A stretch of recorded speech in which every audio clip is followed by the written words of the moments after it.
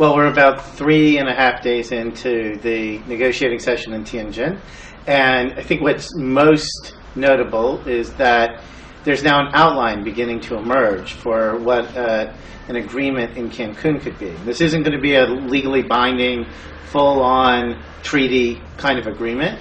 That's what we want for the long run. But what we are seeing beginning to emerge is the possibility of a set of decisions by the negotiators that would really make progress on some key issues.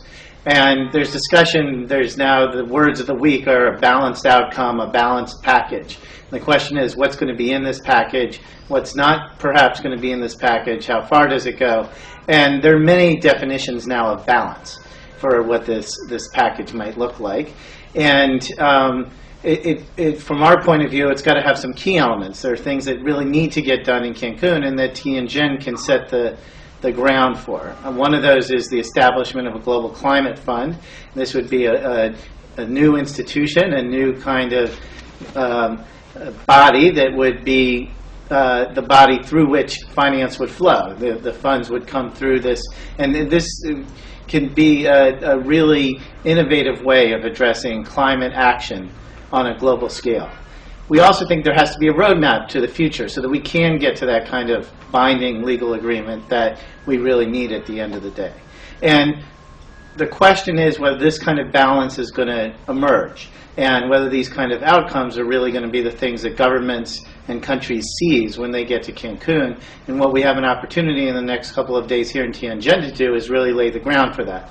And I think at the base of all that, what we have to remember is what's in the balance. And at the end of the day, it's the lives of poor people around the world who are facing the impacts of climate change, who are facing storms and droughts. Those are the things that are ultimately in the balance here.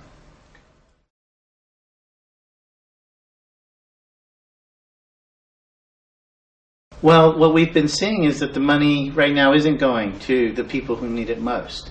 There's some money out there, it's not enough, and most of it is going to things like clean energy projects. And we need those kind of projects, but there are also people around the world who are facing direct impacts from climate change. They're facing storms and floods, they're facing droughts, and they need support to be able to cope with these kind of impacts. And frankly, they often have the tools that they need in the communities where they live to be able to address these things, but they don't have the resources to really build those tools in the ways that they need to, whether it's drought-resistant seeds or whether it's ways of catching water, water catchment systems, those kind of things.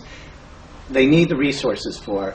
But right now, they're only getting less than 10%, less than a tenth, of all of the funds that are going to climate action. And so our concern is building a new kind of structure, a new kind of system where the voices of the most vulnerable people who are getting the hardest hit will be heard. That means building a new institution where developing countries, especially the most vulnerable ones, have a seat at the table. It means making sure that there's accountability on the ground so that the needs and the perspectives of the communities who are actually being affected are part of the process. So we need a new structure that can help achieve that.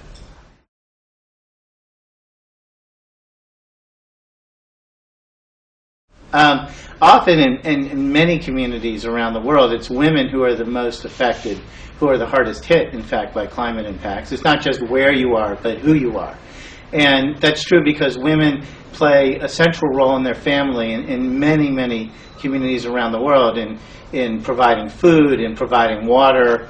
And as climate impacts affect the food supplies, affect agriculture, affect the water supplies, women are in fact the ones who bear the brunt of this kind of climate change.